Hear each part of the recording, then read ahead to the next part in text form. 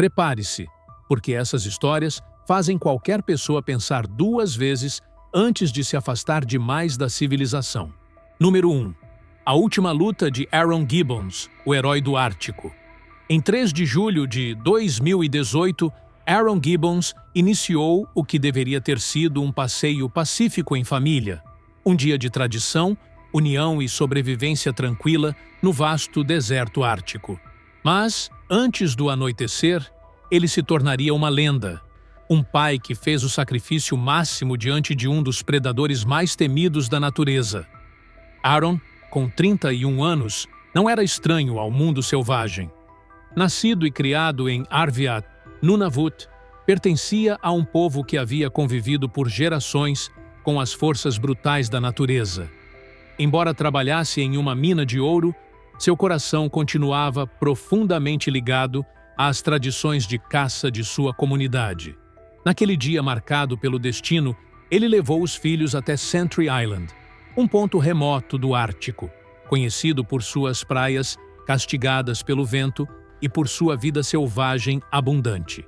Era a oportunidade perfeita para mostrar às crianças os costumes dos ancestrais, ensinar como recolher ovos de 30 réis ártico, como respeitar a terra e como apreciar a beleza rígida e indomável do norte. Mas a natureza não segue roteiro. Enquanto o sol permanecia baixo no horizonte, projetando sombras longas sobre a tundra, Aaron percebeu algo. Algo enorme, pálido, em movimento. Um urso polar. A princípio, parecia apenas uma forma distante, quase perdida na paisagem árida.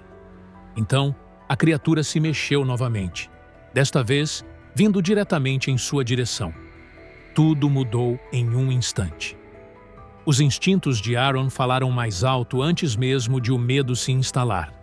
O urso avançava rápido. Ele gritou para as crianças correrem, sua voz cortante, urgente, sem deixar espaço para dúvidas.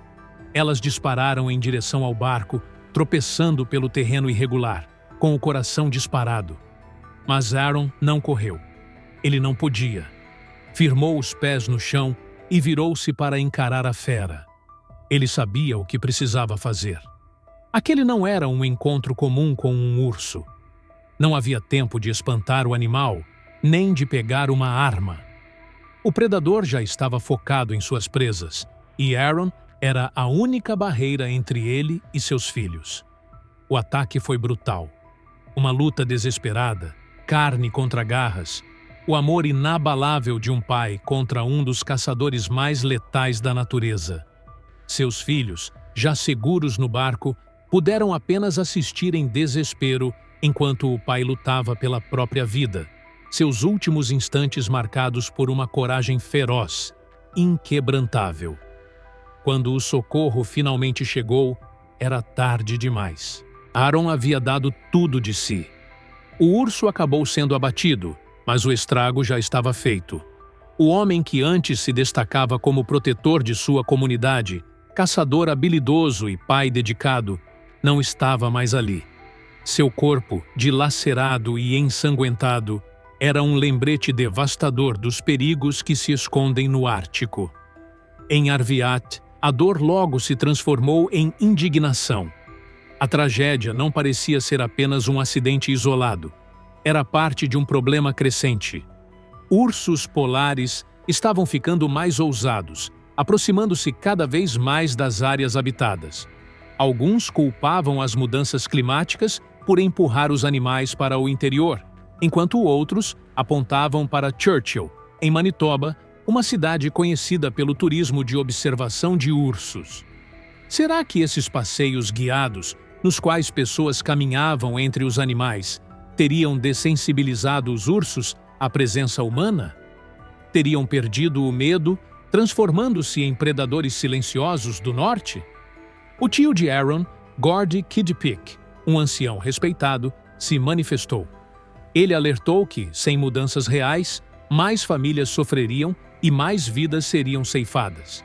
Mas, mesmo em meio à revolta, uma verdade era incontestável. Aaron Gibbons morreu como herói.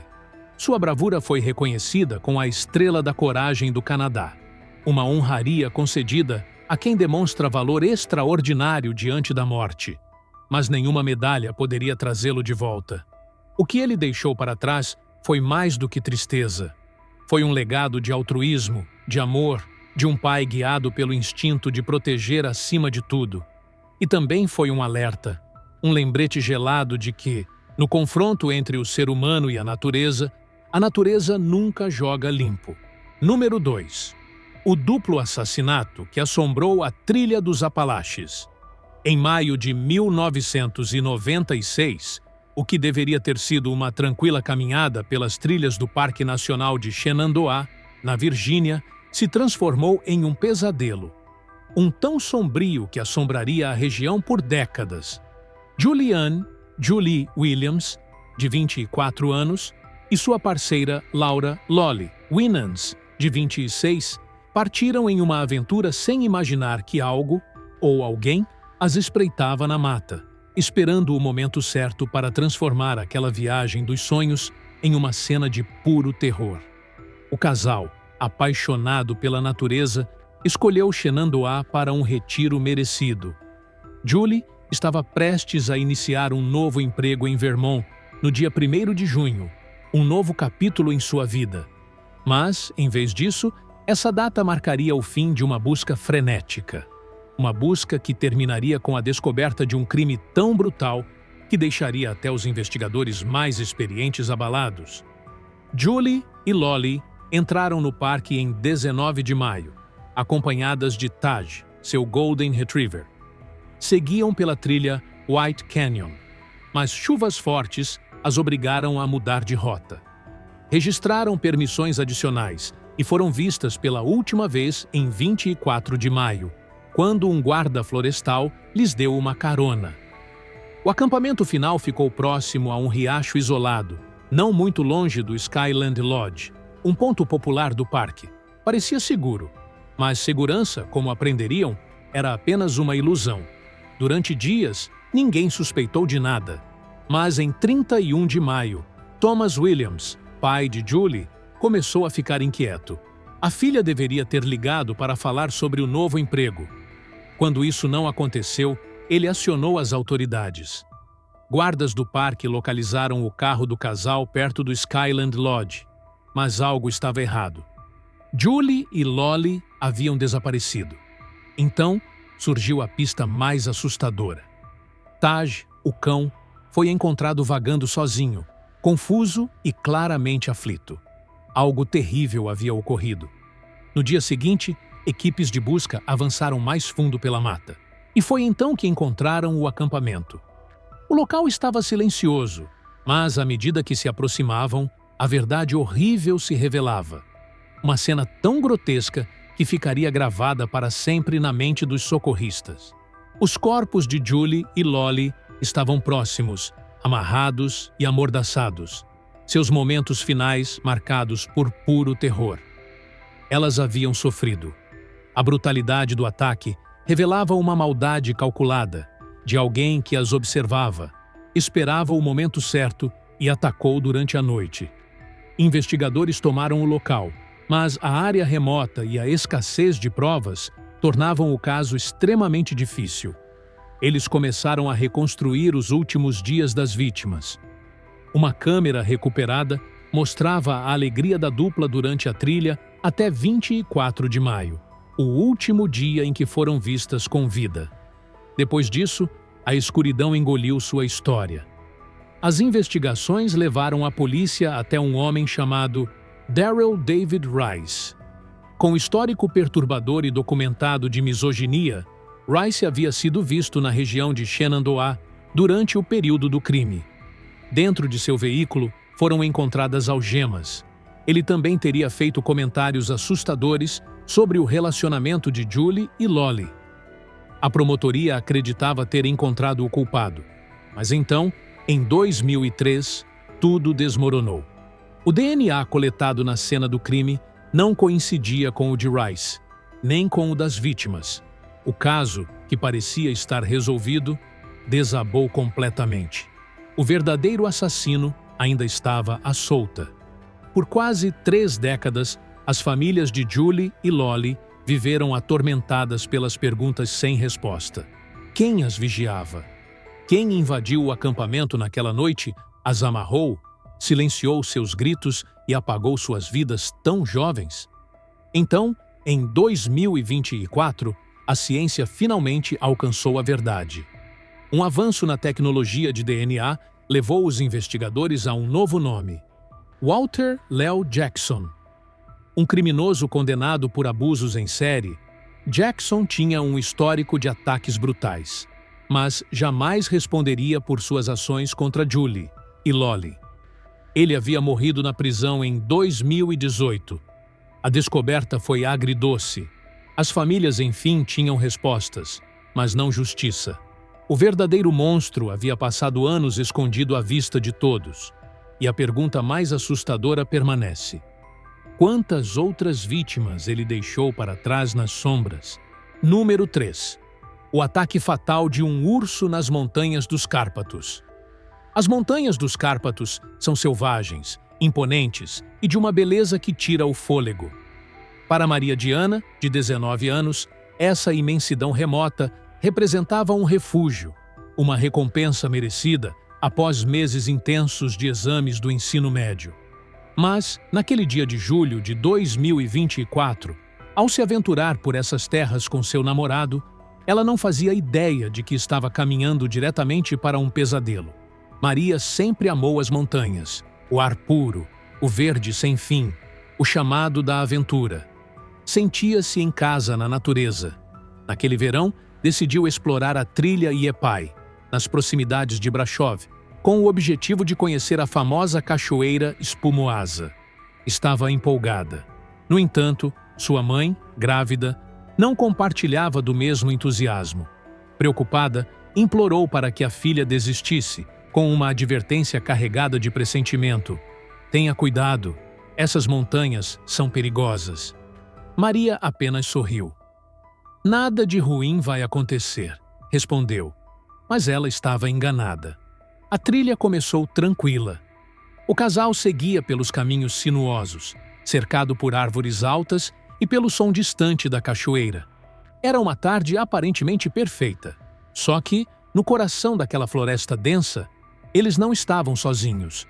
Uma sombra se movia entre os arbustos. Algo os observava. Um galho estalou. E então, um rosnado grave, vindo das profundezas da mata. Um urso pardo surgiu, colossal e implacável. Fitou Maria e seu namorado. Seu corpo musculoso estava em tensão, a respiração pesada. Em segundos, avançou. O pânico tomou conta. O casal tentou fugir, desesperado. Conseguiram ligar para os serviços de emergência e Maria, com a voz trêmula, conseguiu dizer o que estava acontecendo. Ele está vindo! Por favor, venham rápido! Seu namorado também gritou por socorro, mas ninguém chegaria a tempo. Então, o grito. O urso atacou com força brutal, suas garras dilacerando a perna de Maria. Ela lutou com tudo o que tinha, mas a fera era forte demais, veloz demais. Arrastou-a para fora da trilha, em direção às árvores.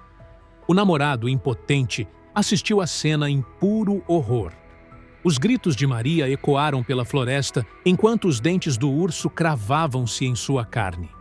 Com um último movimento violento, o animal lançou o corpo dela por um penhasco. Ela caiu de uma altura de mais de 120 metros. O silêncio que se seguiu foi ensurdecedor. Quando a equipe de resgate da Salvamont Prahova chegou, encontrou o urso ainda rondando o corpo inerte de Maria. Ele havia provado sangue e não tinha terminado. Os socorristas não tiveram escolha. Um tiro foi disparado. O animal tombou, mas já era tarde. Maria estava morta, seu corpo destroçado ao pé do penhasco, coberto de marcas profundas de mordidas e garras. Não havia chance de sobrevivência. Sua morte abalou toda a Romênia. Seu namorado, em estado de choque, mergulhou em culpa e desespero. Eu devia ter feito mais, disse a repórteres. Devia ter sido eu. Até os socorristas mais experientes ficaram marcados pela cena. Dan Banu, o chefe da equipe de resposta, Afirmou que aquele foi um dos ataques mais terríveis que presenciou em mais de uma década de serviço. A tragédia gerou uma comoção nacional. A Romênia, que abriga a maior população de ursos pardos da Europa fora da Rússia, já vinha registrando um aumento nos encontros entre pessoas e animais. O governo reagiu rapidamente, aprovando uma medida controversa para abater cerca de 500 ursos. Mas será que era a solução certa? Ambientalistas levantaram o alerta. A expansão urbana e o turismo irresponsável estavam empurrando os ursos para mais perto das pessoas. Matar os animais, diziam eles, não resolveria o verdadeiro problema. A história de Maria Diana é mais do que uma tragédia. É um aviso. A natureza selvagem é deslumbrante, é majestosa, mas, acima de tudo, é imprevisível, e nela nunca estamos verdadeiramente no controle. Número 4. A jovem inglesa assassinada durante sua viagem dos sonhos na Austrália. Em abril de 2002, Caroline Stuttle, uma jovem britânica de 19 anos, gentil, cheia de sonhos e ambições, estava chegando ao fim de seu ano sabático na Austrália. Natural de York, na Inglaterra, viajava com sua amiga próxima, Sarah Holiday. Durante meses, as duas haviam explorado os marcos mais icônicos do país. E agora, faltando pouco para o retorno à casa, Bundaberg, uma cidade tranquila no estado de Queensland, era uma das últimas paradas da jornada. Mas Caroline nunca voltaria para sua família. Como tantos outros jovens viajantes, ela havia economizado cada centavo para realizar essa viagem. Trabalhou em uma pizzaria, organizou tudo com cuidado, determinada a viver a aventura da vida antes de iniciar os estudos em psicologia criminal. Seu maior sonho era ajudar pessoas, construir uma carreira significativa. A vida estava apenas começando. Em 10 de abril de 2002, Caroline saiu sozinha à noite para fazer uma ligação ao namorado, que estava na Inglaterra. Era algo rotineiro. Ao voltar em direção ao parque de trailers onde estavam hospedadas, cruzou o caminho de Ian Privet, um homem de 32 anos, andarilho, usuário de drogas e desesperado por dinheiro para sustentar seu vício. Foi nesse momento que a violência tomou conta. Privet tentou roubar a bolsa de Caroline. Ela resistiu, não quis soltar, lutou, e isso enfureceu o agressor. Determinado a conseguir o que queria, ele forçou Caroline contra a grade de uma ponte, e então a empurrou com brutalidade. Ela caiu de uma altura de quase 10 metros. A queda foi fatal. O corpo de Caroline ficou estendido sob a ponte. Seus pertences haviam desaparecido. Tudo por $180. Um valor insignificante diante da vida cheia de promessas que foi perdida. Quando a polícia chegou, a cena era devastadora. A notícia de seu assassinato se espalhou rapidamente, devastando sua família e abalando profundamente a comunidade em York. As investigações começaram, mas durante semanas, nenhuma pista sólida apareceu. O caso começou a esfriar. Então, meses depois, surgiu uma reviravolta inesperada. Enquanto cumpria pena por outro crime, Ian Privet teria confessado o assassinato de Caroline. A polícia ganhou força para investigar mais a fundo quando encontrou uma mensagem escrita à mão em um banco próximo ao albergue onde ele estava hospedado. A mensagem dizia: "Eu joguei a garota da ponte. Me desculpem." Foi a peça que faltava. A confissão, combinada com o conteúdo da carta, levou à prisão de Privet. O julgamento ocorreu em 2004. As provas contra ele eram esmagadoras. O júri o considerou culpado e o juiz Peter Dutney o sentenciou à prisão perpétua. Ele condenou duramente a brutalidade do ato e a perda irreparável de uma jovem inocente. Para a família de Caroline, o veredicto trouxe algum alívio, mas não a verdadeira paz. Saber que o assassino estava atrás das grades não diminuía o vazio deixado por sua ausência. Determinado a transformar a dor em algo positivo, a família criou a Fundação Caroline's Rainbow, uma organização dedicada a promover segurança e conscientização para jovens que viajam ao exterior. Seu irmão, Richard Stuttle, continua liderando a missão da fundação, garantindo que o espírito aventureiro e generoso de Caroline permaneça vivo por meio do trabalho realizado.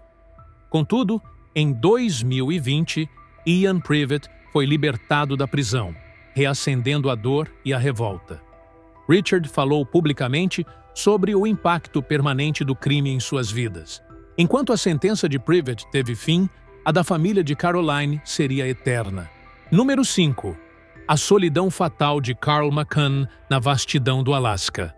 Em março de 1981, Carl McCann, fotógrafo de vida selvagem, com 35 anos e um espírito aventureiro, embarcou em uma expedição que acreditava ser a realização de um sonho. Seu destino era a Cordilheira Brooks, no coração do Alasca, onde pretendia passar meses fotografando a natureza em seu estado mais puro. Era a busca pela beleza crua, longe da civilização, cercado apenas pela imensidão gelada. Carl partiu bem equipado. Levou 500 rolos de filme, mais de 600 quilos de suprimentos e diversas armas de fogo. Planejava registrar o verão inteiro em meio à solidão branca do norte. Mas um erro, pequeno à primeira vista, acabaria sendo fatal. Um erro que o condenaria a um desfecho trágico e solitário. Original do Texas, McCann não era novato na vida ao ar livre. Em 1976, já havia passado 5 meses sozinho naquela mesma região, experiência que lhe deu confiança, talvez até demais. Desta vez, porém, ele cometeu uma falha crucial. Achava que tinha acertado com um amigo a data do resgate, mas nunca confirmou o voo de retorno. E o piloto que ele pensava ter contratado para buscá-lo sequer havia sido oficialmente escalado para isso. Enquanto a primavera dava lugar ao verão, Carl mantinha um diário meticuloso, registrando cada detalhe de sua estadia. No início, suas anotações eram repletas de encantamento com a fauna local, a tranquilidade e a liberdade da vida no deserto gelado. Mas, conforme o tempo passava e o avião nunca aparecia, seus textos começaram a revelar uma crescente inquietação. "Eu acho que deveria ter pensado melhor sobre como organizar minha volta", escreveu em agosto, um dos primeiros sinais de que estava percebendo a gravidade da situação. Com o passar dos dias, a comida começou a acabar. O clima esfriava, as noites ficavam mais longas, e o isolamento ganhava um novo peso. Carl tentou sobreviver caçando patos, ratos almiscarados e até carne de caribu que encontrou em uma carcaça. Demonstrou criatividade e resiliência. Mas havia um inimigo maior do que a fome: a solidão. No fim de agosto, surgiu uma chance de salvação. Um pequeno avião da patrulha do estado do Alasca sobrevoou a região e avistou o acampamento de Carl. Mas ele, sem entender a urgência da situação, acenou com seu saco de dormir laranja de forma casual, sinalizando que estava tudo bem.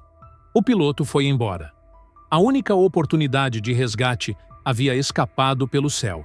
A partir dali, os registros em seu diário mostravam a rápida deterioração de seu estado físico e mental. Caçar tornava-se quase impossível. Raposas e lobos disputavam o que restava de caça. Suas mãos, feridas pelo frio, já não conseguiam realizar tarefas simples. O frio era implacável e a fome consumia o pouco de energia que lhe restava. As páginas do diário, antes cheias de observações detalhadas, viraram rabiscos curtos, frenéticos, com caligrafia trêmula e irregular. Em novembro, sem mais suprimentos e sem forças para tentar caminhar os 120 quilômetros até Fort Yukon, Carl já não alimentava esperanças. Suas palavras finais eram marcadas por medo, arrependimento e uma dor silenciosa. Perto do dia de Ação de Graças, descreveu fraqueza extrema, tonturas constantes e calafrios incontroláveis. Com a última porção de combustível, acendeu uma última fogueira. Escreveu uma mensagem de despedida em seu diário. Anexou sua carteira de motorista do Alasca à nota final e pediu perdão com humildade. E então, no silêncio congelado do Ártico, Carl McCann tirou a própria vida. Em 2 de fevereiro de 1982, após um mês de buscas iniciadas por amigos preocupados com seu desaparecimento, os patrulheiros estaduais finalmente localizaram seu acampamento. A tenda estava soterrada pela neve, selada pelo rigor do inverno. Lá dentro, encontraram seu corpo, já sem vida, mas preservado pelo frio extremo. Seu diário, com mais de 100 páginas, documentava a lenta e angustiante descida de um homem que começou cheio de entusiasmo e terminou dominado pelo peso da solidão e da desesperança. A investigação do legista apenas confirmou aquilo que suas últimas páginas já haviam revelado. Carl McCann não morreu vítima de um ataque da natureza, mas sim de uma combinação cruel de isolamento, fome e a certeza de que ninguém viria salvá-lo. Se tiver gostado do nosso conteúdo, deixe um like e inscreva-se no canal para acompanhar novas histórias. Continue por aqui e assista a mais vídeos que estão sugeridos na sua tela. Cuidem-se, amigos!